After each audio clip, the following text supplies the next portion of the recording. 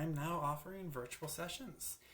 As I'm a massage therapist, you're probably wondering what can actually be done on a virtual session. I'm clearly not going to rub your aching shoulders through the computer screen, but there's still a surprising amount I can do. For starters, I can assess your injuries. It's pretty common to have pain that only shows up with random motions. It can be really hard to figure out what actions seem to make it act up. A large part of that is that most of our actions we do are compound actions that use a lot of different muscle groups at one time. So I have a lot of clients who come in and they're like, well, it really hurts when I twist and lift and reach, and you're doing a lot of things there. So to simplify it and just do some basic motions, focus on one or two muscle groups at a time, such as lifting the arm straight ahead or straight to the side, doing specific rotations. Really try and narrow down what muscles or muscle groups might be involved. Really helps us take a much better guess at what the issue is and helps guide the treatment. From there, I can recommend self-massage techniques and areas to focus on that should help. And I will, of course, walk you through helpful things you can do and make sure you understand and are able to do it yourselves. Be it where to work, how to do it yourself. One of my favorite ones to show people: a tennis ball and a rag, a pillowcase in this case, or a towel. You just take the tennis ball right in the middle, you roll it up. You got a tennis ball right in the middle there. And now, as you're trying to massage yourself, you can take both arms and really get some purchase on that. Having something a little longer might help you get a better angle, figure out what works for you. You can really get some interesting, hard to reach spots behind your back with this. If you can drop it without losing the tennis ball. And if I can show you here, there you sometimes it's better to just take that tennis ball and lean against the wall, but this is just to show there's a lot of options. Of course, there are plenty of tools that you can buy that a lot of people prefer. This is just a really easy one with things that are super easy to get and really cheap. I also, with that, as we start to discover, what the possible problem is, can find the keywords, give you the power to start searching this stuff yourself. I know a lot, but I don't know everything. I really want to empower you to be able to fix yourself, find the information you need beyond what I have to offer. So I'll often search YouTube and see if I can find some great demonstrations of things, because oftentimes other people have these incredible setups and are able to really demonstrate the things that I try and walk you through. So you have something to reference and to look back at, and more information for you to try and delve into this deeper. Then you can send me links and ask me questions, and I can help direct you or, really give more recommendations and work from there. But hopefully, after a little bit, you'll just no longer need me. You'll have all the information, all the resources, and ability to just fix yourself. That's always the goal. Often when I work with people, though, it's more than just a physical problem. And that gets into the complexities of pain.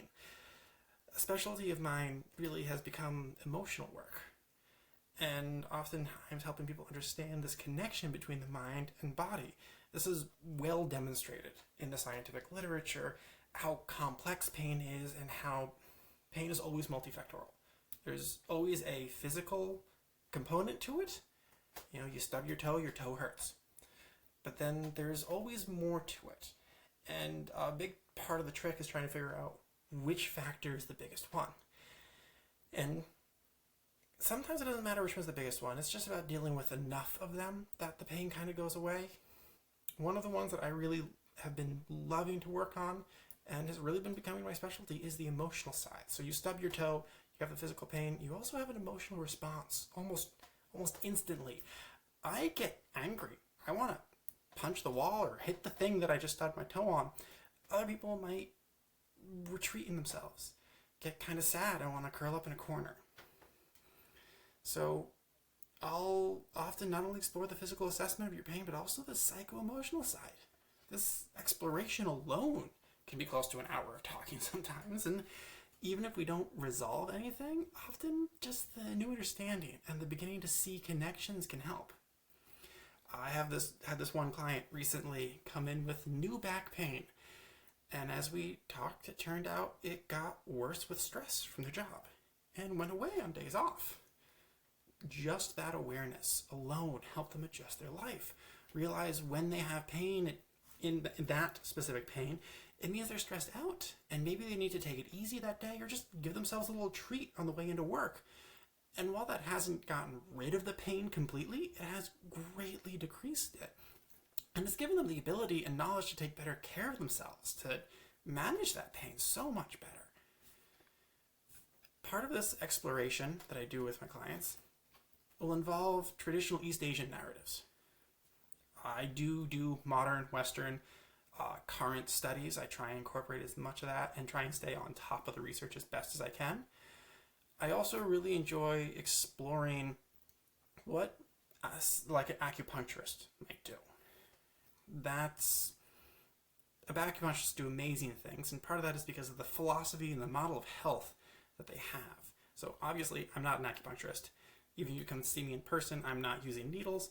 I do acupressure in person, using my fingers to just hold points, massage points, and do sort of similar things. I don't have as much training, so I don't do as many things, but I do use the same points, and I am, when doing that, working along the same narratives and models for health.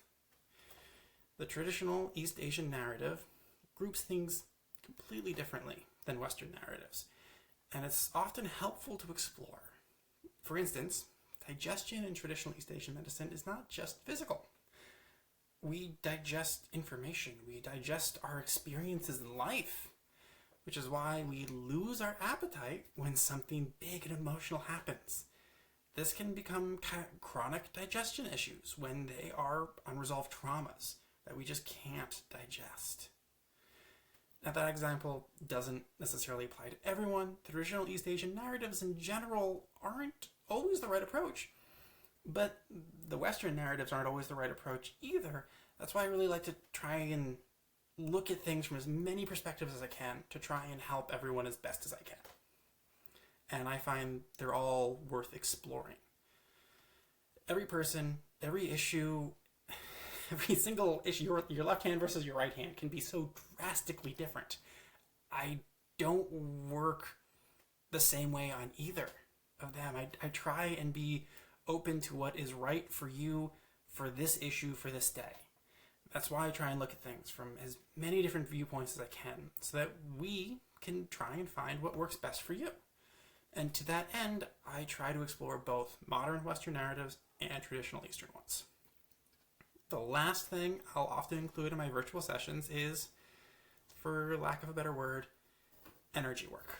Now, obviously, this is the part that is not backed up by research. And I have my own skepticism about what it actually is, what might really be happening, but I can tell you that I am getting good results with it.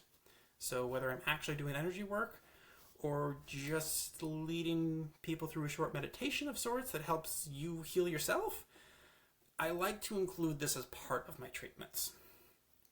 When I do energy work, I try, because again, there's lack of research and as such doubt about what is actually happening, but I try to activate the acupoints. The same points I would do with acupressure or an acupuncturist would put needles in. In person, I will actually hold those points, put my hands or fingers on them. Virtually, I try to activate them, again, lack of a better word, energetically. And sometimes I will help you locate them on yourself, as some of them do actually have some science behind them demonstrating their effectiveness. A common one being pericardium 6 right here can really help with nausea and just generally relaxing. So along with self-massage techniques, I might show you a couple acupoints to do on yourself. Hopefully that gives you an idea of what might happen in a virtual session with me. If you have any questions, feel free to leave a comment or message me directly. You can go to my website. The link is in the show notes. handsandhammer.com in case you don't want to look at the show notes. Or you can email me, solo, that's SOLO, at handsandhammer.com. I look forward to hearing from you, and I hope you have a great day, night, whatever it is for you when you watch this. Take care.